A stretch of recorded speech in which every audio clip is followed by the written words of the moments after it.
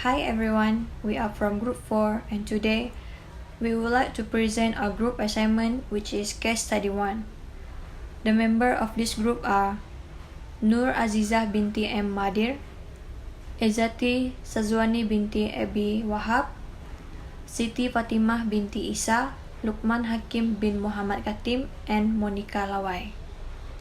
Accounting is a process of identifying, measuring, and also can be defined as a business language to permit informed judgment and decision made by the users. This knowledge was found existed since 3500 BC, which indicate its use in Mesopotamia, Egypt, China, Greece, and Rome. The importance of accounting to a business is they can identify and avoid irregularities. Irregularities is easily occur if there is no control on cash flow and money outflow.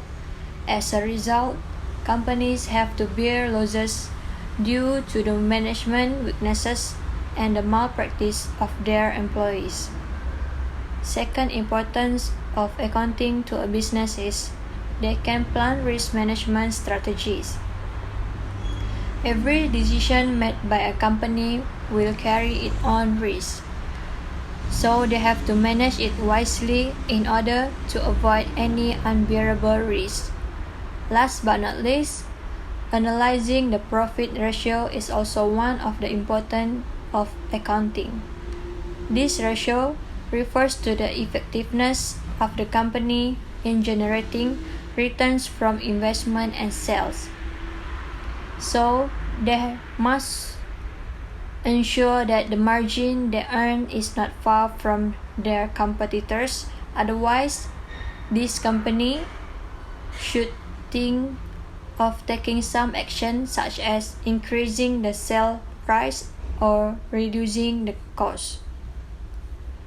The objective of learning account is to inform a company whether they are making profit or loss. Second, to make it easier for a company to track any transaction they have made. Third, objective is to help an individual or company to make a good decision based on their account information. Next, to let a company know the amount they own to another company.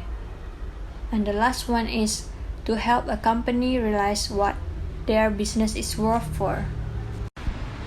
In general, we need to analyze the sentence given by including the amount of money into debit column or credit column. Based on this journal, anything that increases the company's account will go to the debit side, and anything that decreases the company's account will go to the credit side. The important thing is both of these sides must be balanced. The account ledger. Capital account. October 31 balance credit debit RM 600,000. October 1st cash RM 500,000. Computer 100,000. Computer account. October 1st capital RM 100,000. 2020 October 31 balance credit debit RM 100,000. Cash account 2020 October 1st capital RM 500,000.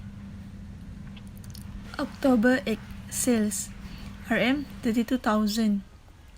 October 18 debtor RM 15,000. October 30 sales RM 40,000. 2020 October 2 rent RM 15,000. October 12 purchase RM 8,000. October 15 wages RM 6,200. October 25 creditor RM 12,000. October 28 drawing RM 500. October 31 salary RM 700 and balance credit debit 539,700. Equipment account 2020 October 4 creditor RM 12,000. October 31 balance credit debit RM 12,000. Creditors account October 25 RM 12,000. October 4 equipment RM 12,000.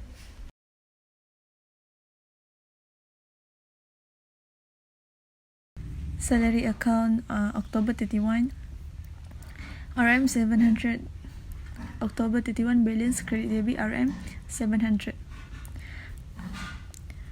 Accrued expenses bill account 2020 October 31 balance credit debit RM 5,600. Balance October 31 bill 5,600.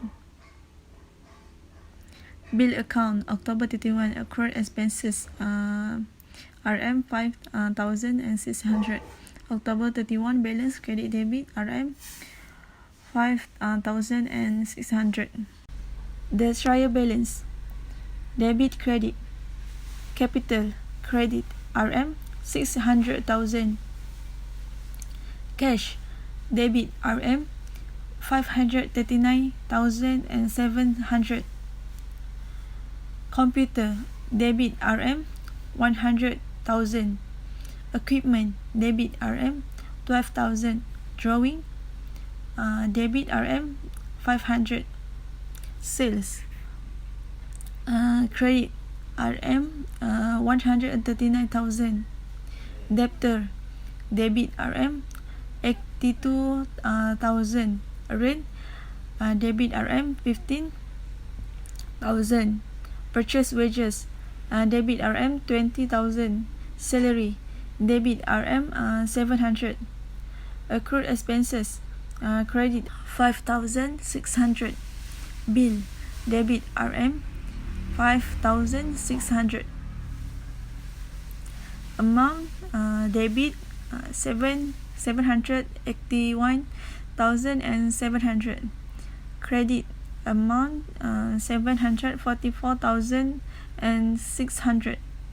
Next, we will go through to the statement of profit and loss.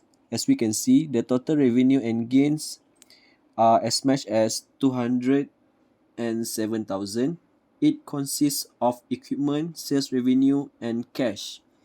The total expenses are 6,700 and it consists rent, bill, wages, liability, and utility. Okay, next we're gonna talk about the balance sheet statement. As we can see, the total assets are as much as RM 854,500 and the total liability are as much as 12,500 and it consists of purchase and personal use. Next part, the usefulness of the statement of profit and loss. Firstly, with this statement, a company can make smarter decisions. This is because if a company prepares this statement well, they can review it to check how well their company has performed over a set period of time. In the meantime, a company can make better financial decisions because it is provided with construct knowledge of the company's business performance in terms of revenue and expenses. Secondly, a company have a proof of their successful business. If a company prepares their profit and loss statement by submitting it on a paper, it means that they can show a chronological record of the performance of their business throughout the course of the business. It is also allows the company to make any buying and selling activities or investing to buyers and investors. Moreover, in the presence of the statement, it can serve as a measure of trust because it may be requested by any new customer who wants to do business with that company. Last but not least, profit and loss statement can be a formality to a company's financing needs. This is because a profit and loss statement for several years is a must when a business wants to borrow funds from a bank or financial institution. Therefore, the availability of this statement It will help and increase the confidence of the leader to measure the income potential and stability of the borrower. In addition, it will also be a determinant for the amount allowed, and also this statement will be the basis for financing to the new business. The second one part is the usefulness of the balance sheet statement. It is clear that the balance sheet is an important statement because it ensures that business owners are informed about the financial position in a company. As not by magazine or in newspapers, many of the business owners face problems so much that they are unable to find a solution. This happens because some of them do not check the balance sheets throughout the period of business operations. Usually, if the ratio of business asset in a company is less than one liability, the company is in a dangerous situation that could cause the company to go bankrupt, and the company needs to make some strategic steps to improve their finances so that there are no large losers. Other than that, the balance sheet is also important because this statement tells the bank if a company's business qualifies for an additional loan or credit. In the meantime, the balance sheet statement can help the current and prospective investor to understand the direction of their financing will go and the things they can expect to receive in the future.